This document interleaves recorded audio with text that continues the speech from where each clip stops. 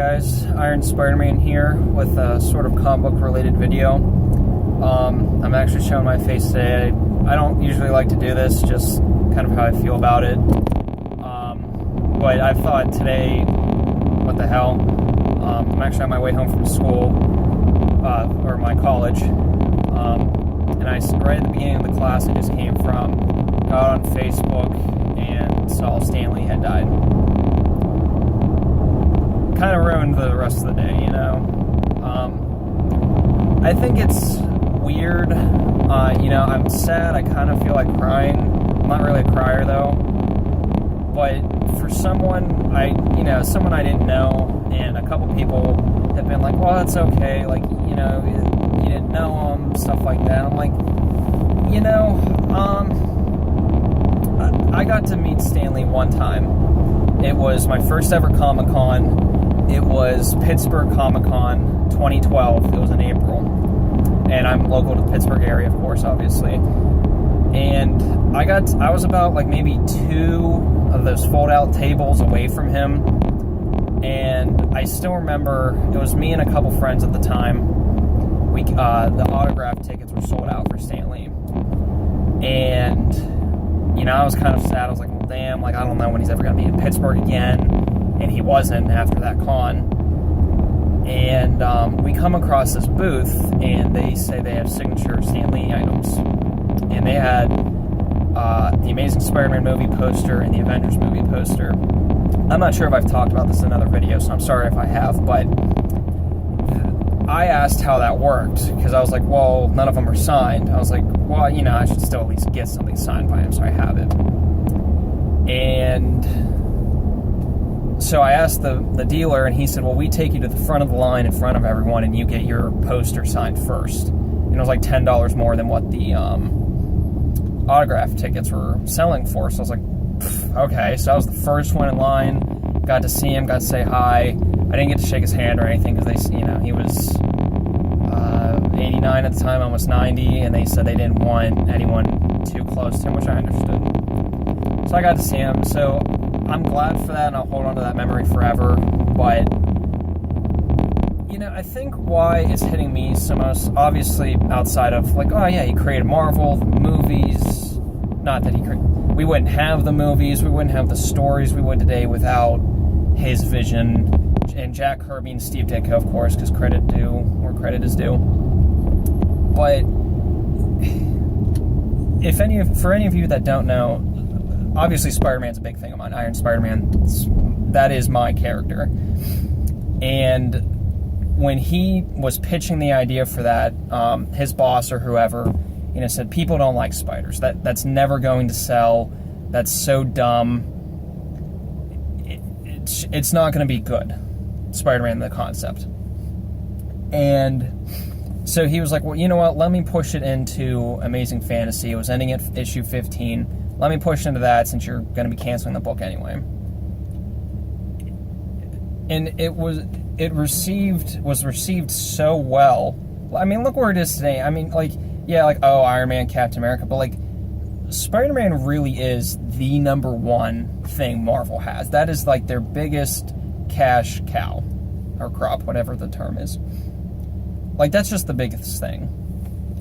And for me, that was my entrance into comic books, was Spider-Man. Still remember, I was about 5 years old, maybe 6, and my brother, who's a couple years older than me, asked my mom to buy this VHS tape of Spider-Man, the 1990s TV series. It was a Hobgoblin episode. I still have it. The cover's beat to shit, barely hanging on there, but I still have that tape. And that's where I fell in love with Spider-Man, the world, his powers, who Peter Parker was, all that stuff. That's where I started. And in elementary school, even a little bit into middle school, I was sort of not the quiet one, but just sort of the loner.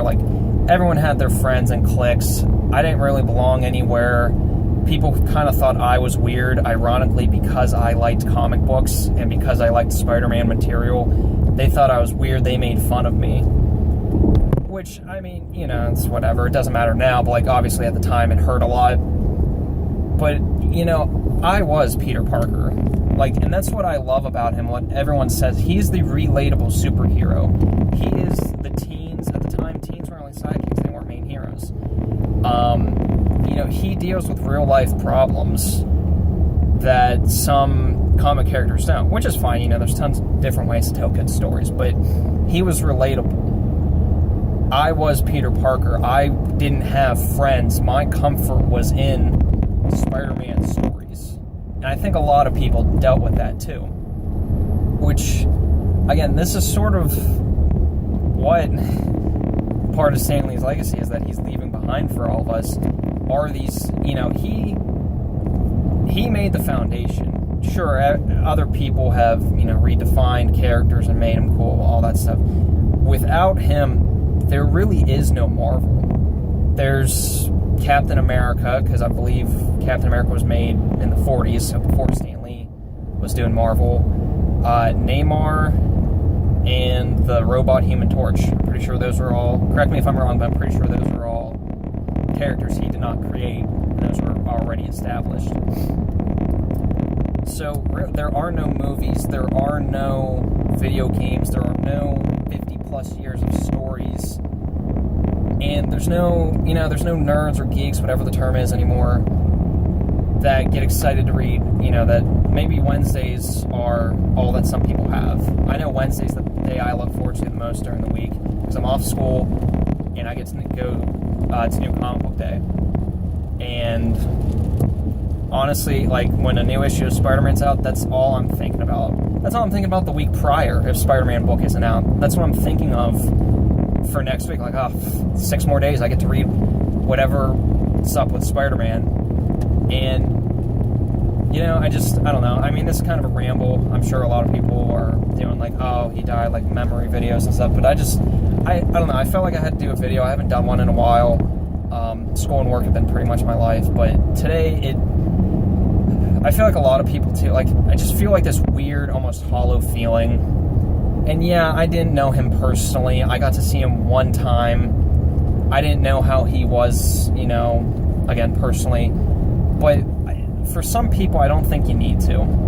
And I think for anyone, any kind of comic collector, are feeling the same. One of my best friends texted me about an hour and goes, dude, did you hear? He goes, I'm so sorry, like, are you alright?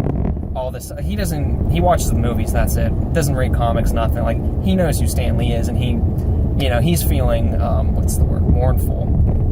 You know, like, even non-comic people, like, it can hit anyone. And, you know, as unfortunate it is, I've already seen a couple comments that I'm like, shut the F up. Like, you don't need to, like, someone died, and someone, you know, death is sad no matter who it is. You know, it could be a nobody, could be President of the United States, whatever.